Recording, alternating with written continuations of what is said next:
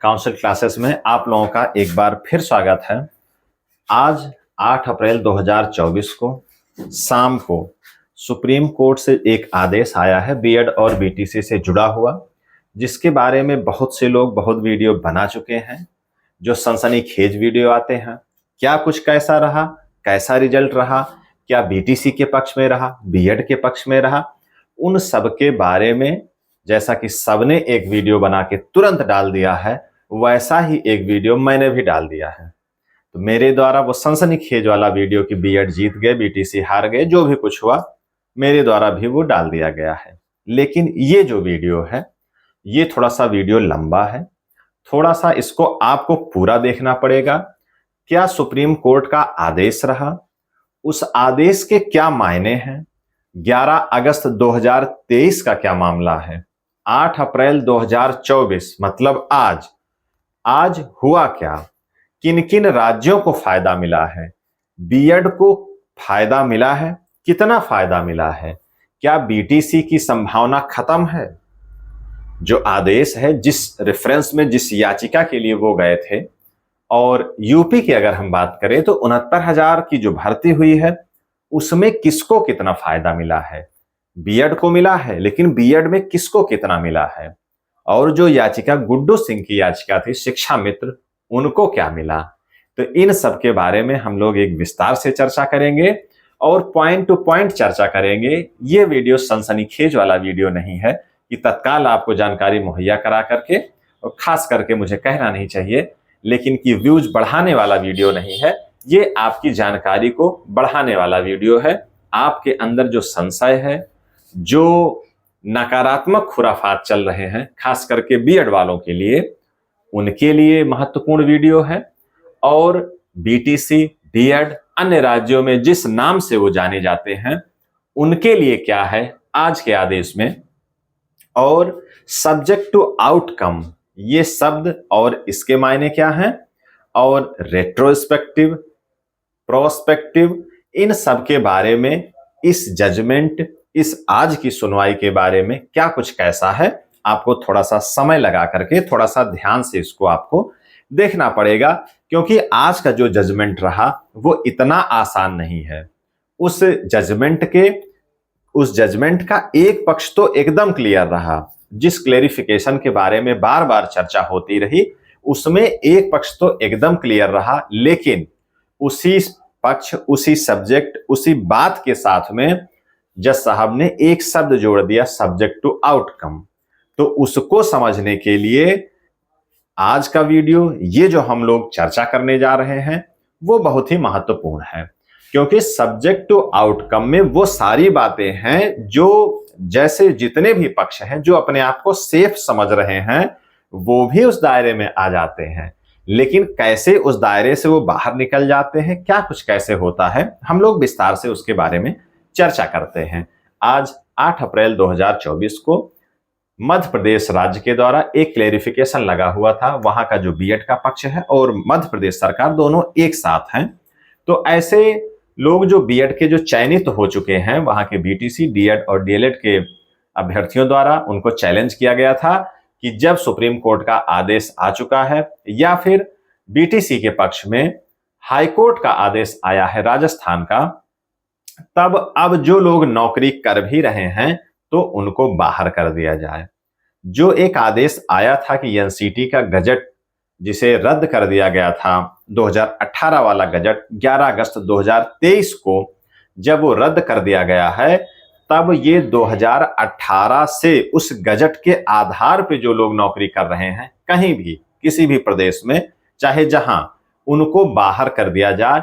ये सपना सारे राज्य के बीएड से इतर जो भी प्रशिक्षु हैं, जो भी लोग हैं, वो सपना बराबर देख रहे हैं, और निश्चित तौर पे उनको ये सपना देखने का हक था कि अगर एनसीटी की गाइडलाइन पे जो आधार था जिस पे ये नियुक्ति हुई है वही रद्द कर दिया गया है, 2018 की गाइडलाइन है, तब 2018 के बाद जो भी भर्तियां हुई हैं वो निश्चित तौर पे रद्द होनी चाहिए। ऐसा उनका सपना था, ऐसी उनकी पिटीशन थी, ऐसा उनका चैलेंज था, जो बिल्कुल सत्य है कि वो सपना संजो सकते थे और ऐसी पिटीशन उन्होंने दायर किया और इसे किया भी जाना चाहिए था।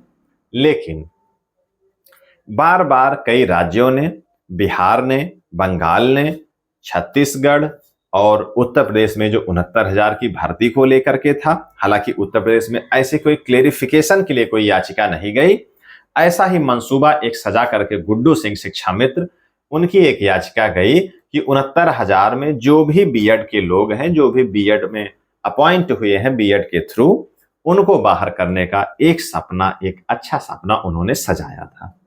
तो ये सब सारी बातें हैं। तो जो मूल मामला है, आते हैं हम लोग उस बात पे कि आज की जो याचिका थी, वो याचिका ये थी कि मध्य प्रदेश सरकार की एक पिटीशन थी, जिसको 8 अप्रैल मतलब कि आज 2 बजे इसको सुना जाना था। उसमें यही सारी बातें क्लियर करनी थी कि आदेश कब से लागू हो, जो लोग नौकरी कर रहे हैं उन पे क्या हो, जो लोग नौकरी उस आदेश के बाद कर रहे हैं, जिनका विज्ञापन, ऐसे यही सब कुल मिलाकर के था। तो इस पे जो सीधे सीधे मामला आया, सीधा सा समझ लें कि इसमें बीएड वाले सेफ घोषित किए गए और मूल मामला एमपी का था, लेकिन उसी के साथ में तमाम याचिकाएं टैग कर दी गई, बिहार की, पंजाब की, छत्तीसगढ़ की, और 69,000 शिक्षकों की जो भर्ती का मामला था, खास करके जो गुड्डू सिंह की याचिका थी, खास करके नहीं मतलब गुड्डू सिंह की ही याचिका, उसको भी इसमें टैग कर दिया गया। 8 अप्रैल जो फैसला आया सुप्रीम कोर्ट का, वो किसके पक्ष में आया? बीएड के पक्ष में आया है। यहां पर 2 बातें की गई, एकदम साफ तौर पे हर एक क्लेरिफिकेशन में यही पूछा जाता था कि ये आदेश कब से लागू होगा। अब पता नहीं, समझाने वाले नहीं समझ पा रहे थे, कहां कंफ्यूजन हो रही थी कि जो बीएड के या बीटीसी के जो भी पक्ष के वकील थे, वो अपनी बात समझा नहीं पा रहे थे, या जज साहब ध्यान नहीं दे पा रहे थे, क्या मसला रह जाता था। लेकिन आज एकदम क्लियर बात हुई। जो लोग लाइव स्ट्रीमिंग देख रहे थे, जिन्होंने वीडियो देखा होगा, जो सुप्रीम कोर्ट की वीडियोग्राफी होती है, जो वीडियो से हम लोग देखते हैं लाइव स्ट्रीमिंग, उसमें साफ तौर पे हमने देखा, सब लोगों ने देखा होगा कि दोनों जज साहब आपस में काफी देर तक चर्चा करते रहे। किस बात पे चर्चा होती रही, क्या कुछ होता रहा, उसके बाद जो एक निष्कर्ष निकल करके आया, तो उन्होंने एकदम साफ तौर पे ये कह दिया कि 11 अगस्त 2023 का जो फैसला दिया गया है सुप्रीम कोर्ट का, हम लोगों की बेंच द्वारा जो दिया गया है कि बीएड वाले अब प्राथमिक में प्रतिभाग नहीं करेंगे, वो फैसला 11 अगस्त 2023 के बाद से ही लागू होगा। मतलब कि उसके पहले नहीं लागू होगा। उसके पहले का मतलब रेट्रोस्पेक्टिव नहीं होगा, भूतलक्षी नहीं होगा। उसके पहले जो लोग अपॉइंट हैं उनको हम छेड़ नहीं रहे हैं, वो बिल्कुल सेफ हैं, ये जज साहब के द्वारा ही कहा गया है। हालांकि इस पे बीटीसी डीएलएड के वकीलों ने इससे नाराजगी जताई और इसके बारे में उन्होंने कुछ पॉइंट्स कहे, हालांकि जज साहब द्वारा ध्यान नहीं दिया गया। हाँ, इसी के बाद से जो मामला आया, उनकी नाराजगी, उनके तर्कों के आधार पे, उनकी कहा से बीटीसी के पक्ष के तर्कों के आधार पे, उसमें आया मामला कि जितने भी राज्य हैं, जहां भी जो भर्तियां हुई हैं, इस आदेश, इस कट ऑफ डेट के आसपास पहले या बाद में सब किसी न किसी न्यायालय के अधीन हैं। उन्होंने सबको बताया, उसमें 69,000 भर्ती को भी बताया गया कि वो भी न्यायालय के अधीन है, फिलहाल ये नहीं है। लेकिन तब जज साहब ने कहा, उस पर एकदम क्लियर कहा है कि जो 11 अगस्त 2023 के पहले के हैं, लेकिन किसी न्यायालय के द्वारा अधीन नहीं है जिनकी भर्तियां, वो एकदम सेफ हैं। लेकिन जिनकी भर्तियां किसी भी न्यायालय, चाहे सुप्रीम कोर्ट, हाई कोर्ट, किसी भी न्यायालय के अधीन जो भर्तियां हुई हैं, उनके बारे में अंतिम निर्णय जिनके अधीन है वो करेंगी। उनका जो अंतिम निर्णय होगा उसी पे उसका जो है निस्तारण किया जाएगा। इसका आशय ये है कि जो सब्जेक्ट टू आउटकम वाली बात आ रही है वो यही है। सब्जेक्ट टू आउटकम का मतलब क्या है कि जिसके, चाहे हाई कोर्ट या सुप्रीम कोर्ट, जिनके द्वारा वो भर्ती अधीन है, जो इनका आउटकम होगा उसी के आधार पे उस भर्ती का फाइनल रिजल्ट आएगा, उसका निष्कर्ष आएगा। वो लोग नियुक्त किए जाएंगे ऐसी स्थिति में अगर भर्ती है, या जिनकी नियुक्ति हो गई है वो रहेंगे कि नहीं रहेंगे, उसका निर्धारण उस समय की जो भी कोर्ट है जहां भी वो मामला पेंडिंग है या जिसके अधीन वो भर्ती है, उनके आधार पे किया जाएगा। ये बात सुप्रीम कोर्ट ने आज की बेंच ने जो बीएड और बीटीसी और डीएलएड के वकील हैं उनके तर्कों के आधार पे ये सारी बातें कही। अब मामला आता है कि आखिर ये प्रोस्पेक्टिव और रेट्रोस्पेक्टिव है क्या। मैंने बता दिया पहले ही, प्रोस्पेक्टिव का मतलब होता है भावी, रेट्रोस्पेक्टिव का मतलब भूतलक्षी। साफ तौर पे आज ये एकदम क्लियर हो गया है कि जो 11 अगस्त 2023 का फैसला है ये भूतलक्षी कतई नहीं होगा। ये कैसा होगा? प्रोस्पेक्टिव होगा, भावी होगा, लेकिन वही सब्जेक्ट टू आउटकम वाली शर्त लगी रहेगी। तो ये आज का फैसला रहा, जिसका निष्कर्ष क्या निकला? निष्कर्ष ये है कि जो बीटीसी के लोग हैं इस कट ऑफ डेट के पहले, चाहे उनकी नियुक्तियां चल रही हो, चाहे जिनकी नियुक्ति हो चुकी हो, जो विद्यालय में पहुंच चुके हैं, जिनका अपॉइंटमेंट हो चुका है, वो सारे सेफ हैं। जिनकी नियुक्ति कंप्लीट हो गई है और सब्जेक्ट टू आउटकम वाला मामला नहीं है, तो वो क्या हैं? वो एकदम 100% सेफ हैं। मतलब जिन राज्यों में जो भी भर्तियां किसी न्यायालय के अधीन नहीं हैं, वो क्या है? 100% सेफ हैं। आज का रिजल्ट आने के बाद, आज की अपडेट आने के बाद, उसी में 69,000 की भी भर्ती है। ये सुप्रीम कोर्ट के द्वारा जो भी एक निर्णय आया था उसके अधीन ये भर्ती थी और वो एकदम निस्तारित हो चुका है। तो ये जो है किसी प्रकार से अधीन नहीं है। इससे जोड़ करके कोई याचिका पहले पढ़े बाद में पढ़े, उससे इस पे कोई फर्क नहीं पड़ने वाला है, ये बात। और दूसरी, ये भर्ती 2020 की है, इसलिए इस कट ऑफ डेट के पहले का मामला है। अब हम लोग आते हैं कुछ अपनी पुरानी बातों पे। अगर आप मेरा पुराना वीडियो जाकर के देखेंगे तो उस पे मैंने साफ तौर पे अंडरलाइन करके यही सब इंडिकेट किया था कि 2 ही कट ऑफ डेट है। एक राजस्थान हाई कोर्ट का ऑर्डर जिस दिन डिलीवर हुआ था वो, और उसके बाद ये सुप्रीम कोर्ट का ये ऑर्डर 11 अगस्त 2023। अगर इसके पहले कोई भी भर्ती रन कर रही है तो नियुक्ति मिल गई है तो वो सारी भर्तियां एकदम सेफ हैं। आज 8 अप्रैल 2024 को वही बात निकल करके आई है इतने महंगे वकीलों के द्वारा। जो कुछ कहा गया है जज साहब ने भी अब एकदम क्लियर कर दिया है, वही सारी बातें जो मैंने अपने वीडियो में पहले बताया था कि इसके पहले का जो भी मामला है वो सब एकदम सेफ रहेगा। तो साफ तौर पे एकदम क्लियर हो गया है कि 11 अगस्त 2023 की जो भर्तियां हैं 2 तरह की, एक जो चल रही हैं, एक जो कंप्लीट हो गई हैं। 3 तरह की, एक जो चल रही हैं, एक एकदम कंप्लीट हो गई हैं, और ऐसी जो कंप्लीट हो गई हैं लेकिन सब्जेक्ट टू आउटकम है, और ऐसी जो चल रही हैं लेकिन की सब्जेक्ट टू आउटकम है। तो ये इस तरह का मामला है, इसमें 2 ही मामला आ रहा है। मतलब यही कट ऑफ डेट एकदम अब निर्धारित हो गया है। अब आते हैं हम लोग ऐसे मामले पर, एकदम साफ तौर पे पॉइंट टू पॉइंट हम लोग समझ लेते हैं।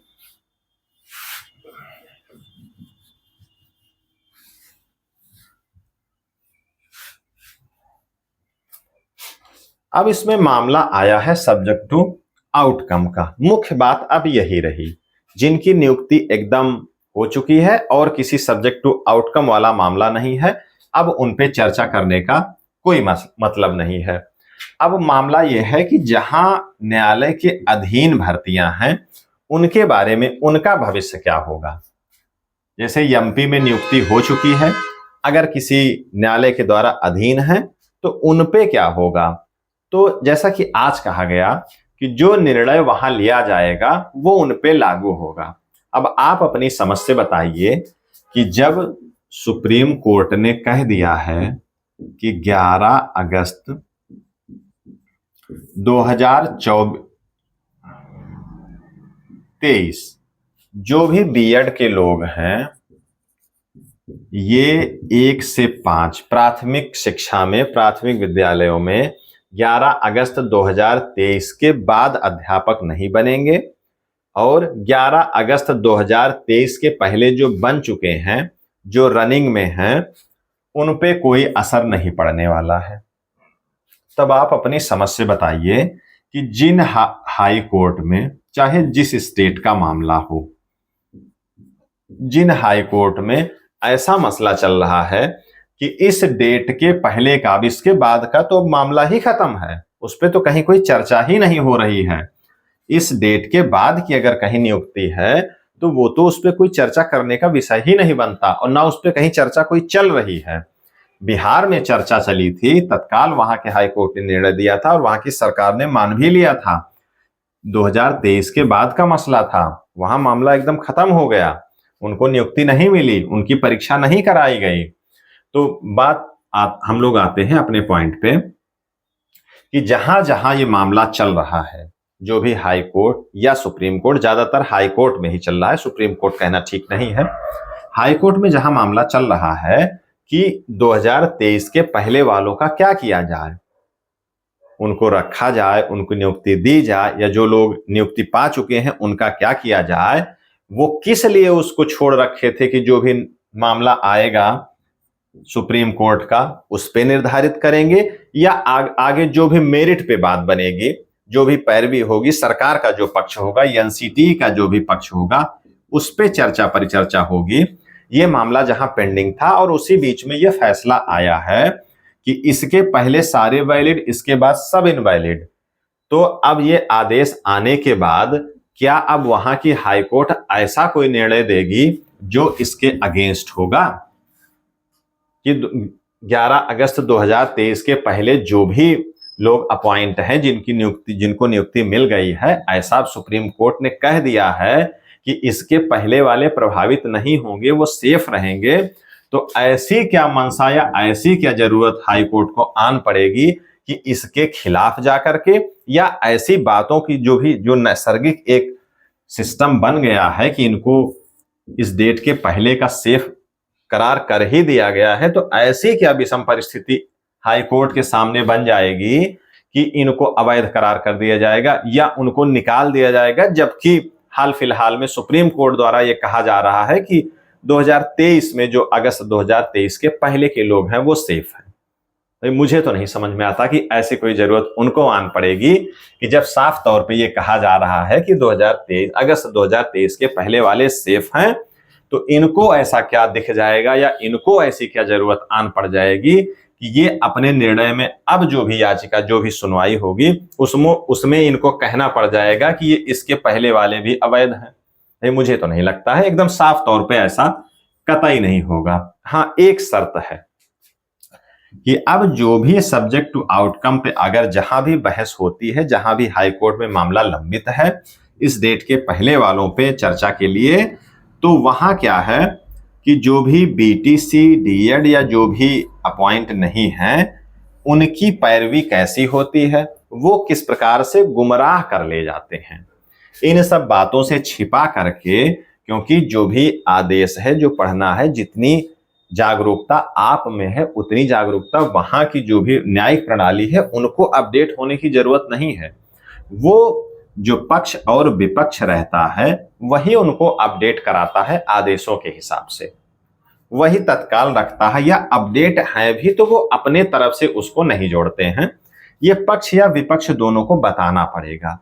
तो अगर वहां का जो पक्ष है, मतलब बीएड और सरकार, ये पक्ष अपनी बातों को बहुत मजबूती से नहीं रखना है, केवल रखना है अपनी बातों को, क्योंकि मजबूत तो 8 अप्रैल मतलब आज तो ये सब मजबूत हो ही गया है, लेकिन इन सारे पक्षों को वहां की जो याचिका चल रही है, जो भी लंबित है, जिसको सब्जेक्ट टू आउटकम कहा गया है, वहां अपनी बातों को ढंग से रखना है, बहुत मजबूती से नहीं, केवल ढंग से आराम से रखना है। तो केवल अगर ये अपनी बात वहां रखने में कामयाब हो जाएंगे तब इनका जो पक्ष है वहां बेकार हो जाएगा।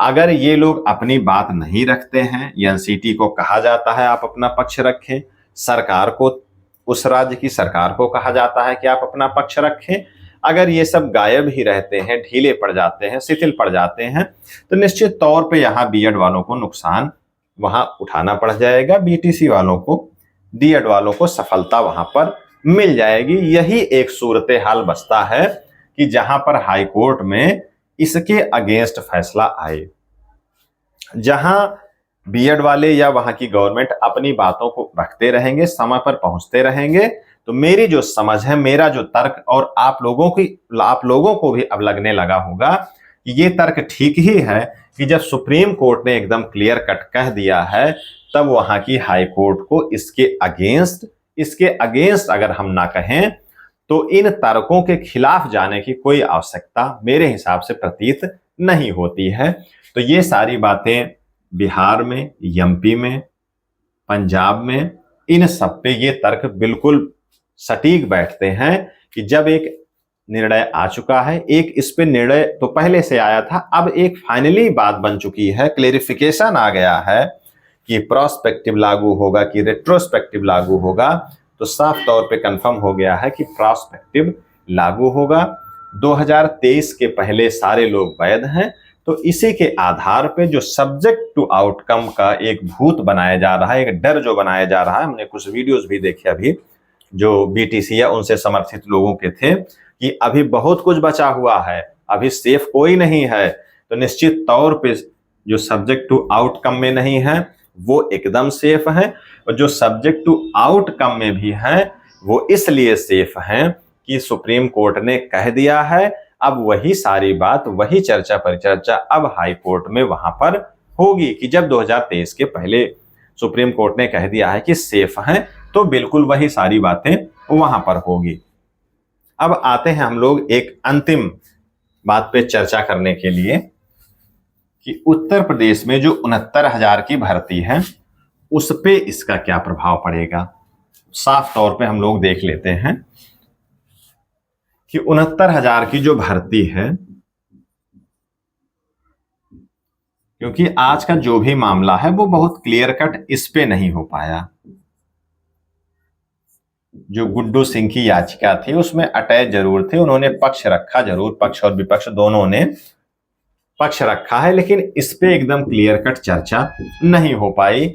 जो इनकी याचिका है गुड्डू सिंह की, वो ये थी कि जब 2018 से गाइडलाइन को निरस्त कर दिया गया है, तो इस भर्ती में, चूंकि ये भर्ती 2018 के आधार पे और उसके बाद की है, तो इसमें भी बीएड वालों को बाहर का रास्ता दिखाया जाए। बिल्कुल तर्क उनका ठीक है कि जब गाइडलाइन ये निरस्त हो गई है तब उनको भी बाहर का रास्ता दिखा दिया जाना चाहिए। लेकिन फिर वही बात कि जब एकदम अब क्लियर कट एकदम साफ हो गया है कि 2023 के पहले जो नौकरी कर रहे हैं उनको रास्ता बाहर का नहीं दिखाया जाएगा, तो अब इस याचिका का कोई औचित्य नहीं रह जाता है जो इनकी याचिका है। अगर जब फ्रेश केस केवल इसी पर बहस होगी तब अब इस पर इनका कोई लोकस नहीं रह जाता है, अब इनका मामला एकदम खत्म है। अब आते हैं हम लोग सब्जेक्ट टू आउटकम पर। अब मामला यह है कि क्या 69,000 भर्ती किसी याचिका और किसी न्यायालय के द्वारा अधीन है? तो नहीं, बिल्कुल नहीं है। जो एक मामला सुप्रीम कोर्ट में चल रहा था वो एकदम क्लियर हो गया है, उसी के आधार पे ये भर्ती हुई थी, वो मामला एकदम निपट गया है। हाँ, एक याचिका जो बाद में जब ये सब मामला निपटा था तो आकाश पटेल के नाम से 2019 की याचिका है, ये याचिका पेंडिंग रह गई थी। तो इसके आधार पे तमाम बीटीसी के पक्ष और जो भी उस पक्ष के लोग हैं वो कायदे से अपना इस पे पैरवी कर रहे थे या इसके बारे में चर्चा कर रहे थे, उछल कूद कर रहे थे, जिसको ये साफ तौर पे कहा जाए। तो अगर 2019 की याचिका है, 2023 के पहले की है, तो निश्चित तौर पे उनका उछल कूद करना, उस पर पैरवी करना, प्रभावी पैरवी करना बनता है, बिल्कुल करना चाहिए। अगर जो भी हथियार हो, जो भी आपके पास तर्कस में तीर हो, आप उसका इस्तेमाल कर सकते हैं, आपको ये राइट है, किया जाना चाहिए आपके द्वारा। लेकिन हाल फिलहाल में इस याचिका को डिस्पोज कर दिया गया है, वहां की हाई कोर्ट ने ये डिस्पोज कर दिया, ये कहते हुए कि जो भी सुप्रीम कोर्ट का फैसला आएगा, जो भी क्लेरिफिकेशन आएगा, तो उस आधार पे ये लोग पुनः सुप्रीम कोर्ट जा सकते हैं, वहां जाकर के अपनी बात को ये रख सकते हैं, इसमें कोई दिक्कत नहीं है, या अपनी बात को ये कहीं भी रख सकते हैं। इस आधार पे ये याचिका डिस्पोज कर दी गई थी। तो अब जो ये याचिका है, अब आते हैं कि ये जो आकाश पटेल का जो मामला है, जो भी याचिका है, ये इस याचिका के अंतर्गत किसी न्यायालय ने इस भर्ती को अधीन नहीं किया था। साफ तौर पे समझने वाली बात है कि इसके अधीन ये भर्ती नहीं हुई थी। हाँ, उसके पैरेलल कुछ भी चलता रहा हो, या तो इसका जजमेंट आ गया होता और उस जजमेंट ने इसको प्रभावित कर दिया होता जब ये भर्ती चल रही थी, या फिर इसका जजमेंट ना आया होता और इस याचिका के अधीन 69,000 की भर्ती हो गई होती। दो ही सूरत थी। जबकि ये मामला क्या है कि इस याचिका के ना तो ये अधीन हुई थी और ना इसका जजमेंट आया था। मतलब कुछ नहीं, इसका जजमेंट अभी आया है, जो भी आया है कि ये सुप्रीम कोर्ट का जो भी मामला होगा उसके आधार पे ये जा सकते हैं। ठीक है, पुनः चले जाएंगे, ये जाना चाहिए। तो सुप्रीम कोर्ट का आदेश आया क्या है? एक तो आया है कि 2018 की गाइडलाइन जो एनसीटी की थी उसको रद्द कर दिया गया, उसके आधार पे पुनः चले जाएंगे। लेकिन गए थे, उसमें हुआ क्या? अगर होना होता तो वहीं से निरस्त कर दिया जाता कि 69,000 भर्ती को खत्म करो, या जो भी इस पे हो जाना चाहिए था। नहीं हुआ उसके आधार पे। फिर आदेश आया कि 11 अगस्त 2023 का जो मामला है उस पर क्लेरिफिकेशन आ जाए, उसके आधार पे इनका कुछ हो जाए। उसका क्लेरिफिकेशन आ गया है। 11 अगस्त 2023 के पहले जो भी नौकरी कर रहे हैं वो सेफ हैं। वो सारी बातें यहां भी लागू होती हैं कि 11 अगस्त 2023 के पहले जब जजमेंट आया है उसके पहले ये लोग सेफ हैं। तो ये जाकर के आकाश पटेल की जो याचिका है, अगर पुनः ये जाते हैं तो इनको मिलेगा क्या कि सुप्रीम कोर्ट ने ये कहा है कि 2023 के पहले वाले सेफ हैं। अगर ये जाकर के बताते हैं तो इसमें नया क्या रहेगा? तो इनका तो कोई लोकस बनेगा ही नहीं, इनको मतलब कोई फायदा मिलना ही नहीं है। तो इस प्रकार से ये अपनी एक याचिका पुनः दाखिल तो कर सकते हैं, लेकिन इसको मिलना कुछ नहीं है इसमें। हाँ, चंदा वसूली हो सकती है। जो इसके नेता होंगे, चाहे जो जिस पक्ष के होंगे, चाहे शिक्षा मित्र हो, चाहे बीटीसी हो, चाहे जो हो, उनको फायदा हो सकता है। लेकिन इस भर्ती को वो डिगा नहीं सकते, क्योंकि उसका तर्क हमने बता दिया। सब्जेक्ट टू आउटकम में इनका लोकस बनेगा नहीं। सुप्रीम कोर्ट जो अभी इनका जो डिस्पोज किया गया हाई कोर्ट द्वारा कि सुप्रीम कोर्ट से आप अगर कोई सिस्टम बनाते हैं, मतलब वहां से जो भी फाइनल रिजल्ट आता है उसके आधार पे आपको मौका मिलेगा, आप उस पे आ सकते हैं। तो मौका क्या मिलना है? आदेश आ ही गया है कि सेफ हैं, तो आखिर ये करने क्या जाएंगे? तो इस तरीके से जो 69,000 भर्ती का जो भी मामला है, अब इस पे कुछ नहीं बन सकता है। केवल इतना है कि ये याचिका अभी जो है डिस्पोज ऑफ हो गई है। अब उस पे रिव्यू कर सकते हैं, कुछ नई याचिकाएं डाल सकते हैं इस आधार पे कि सब्जेक्ट टू आउटकम वाले मामले में इसको घेरा जाए, लेकिन इसमें मिलना कुछ नहीं है। तो मेरे समझ से कि आज का जो वीडियो ये बना हुआ है, इस पे सारी बातें एकदम क्लियर हो गई हैं। मुख्य बातें 11 अगस्त 2023 के पहले की, बाद की। पहले का मतलब जो लोग नौकरी कर रहे हैं, जो अपॉइंटेड हैं, वो एकदम सेफ हैं। उसके बाद वालों का एकदम क्लियर है कि जो भी नौकरी जिसको नहीं